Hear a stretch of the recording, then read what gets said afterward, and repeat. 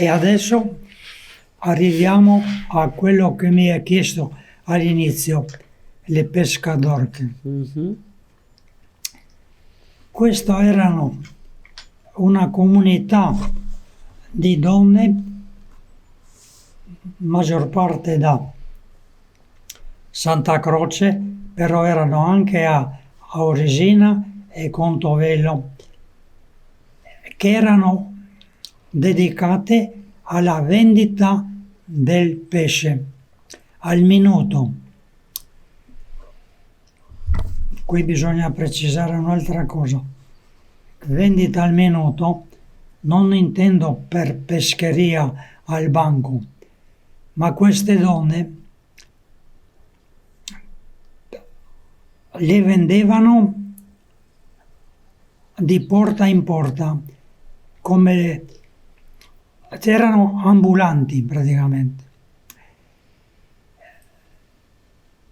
A Santa Croce c'era una comunità di circa 70 donne, per lo più erano giovani donne, ma anche le anziane contribuivano a questo, e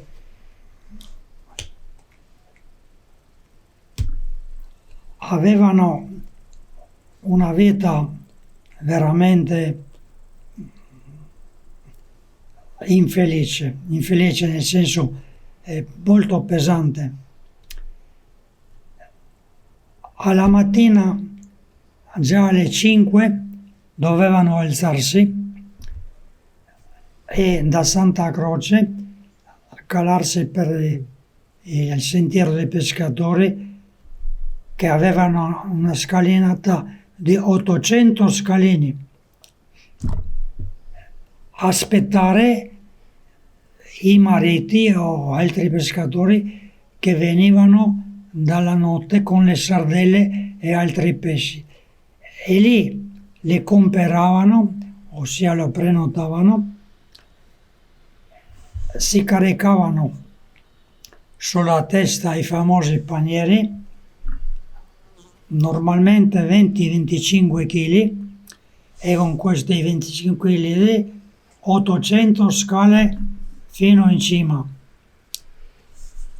Poi lì si riposavano un po' vicino a una cappella dove era la loro Madonna,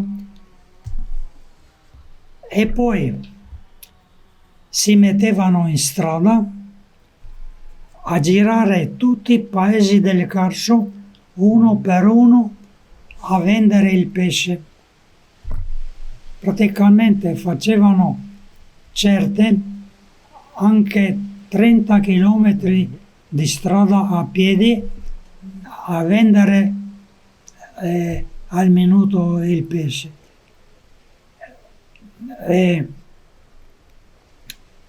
Erano però molto ben organizzate.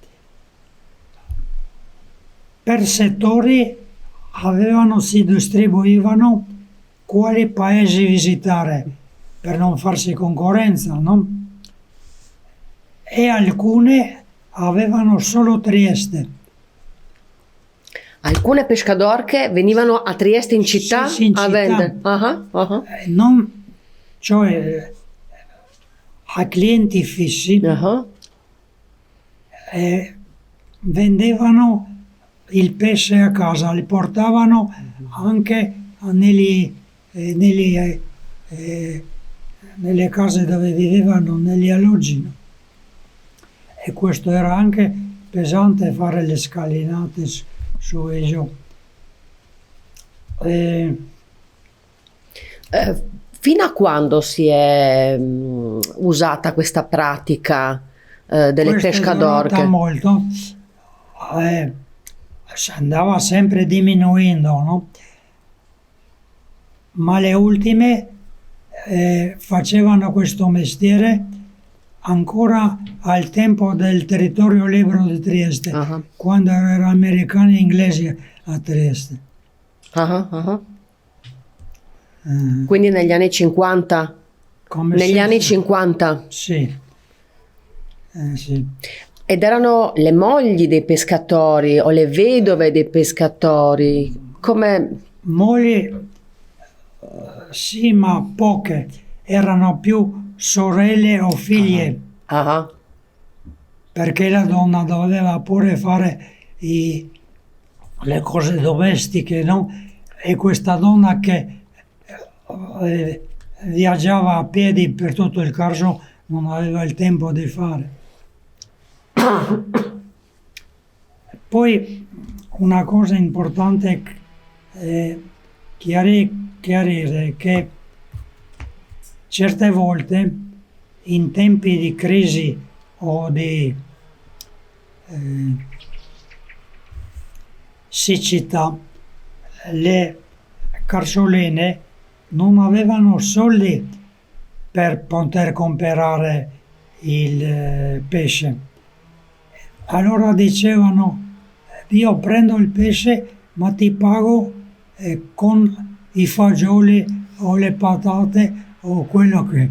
Ecco, questa povera donna non veniva vuota a casa, anche con altri prodotti per portarseli a casa.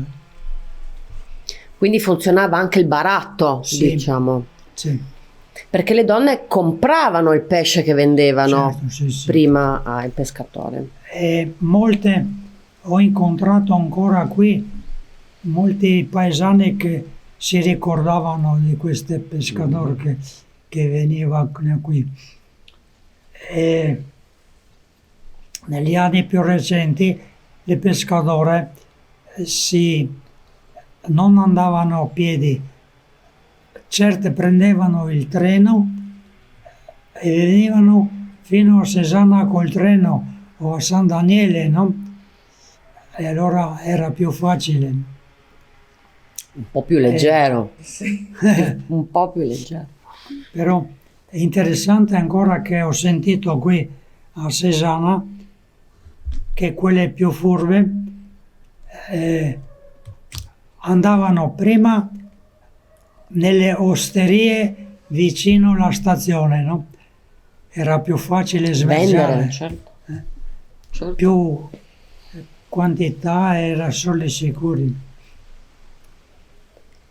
E come funziona una comunità di pescatori? Cioè, perché la donna ha un ruolo importante Sì, in una comunità di pescatori, no? ma erano a parte. Erano a parte. Si gestivano da sole tutte, non volevano maschi in quel giro, si tenevano molto compatte.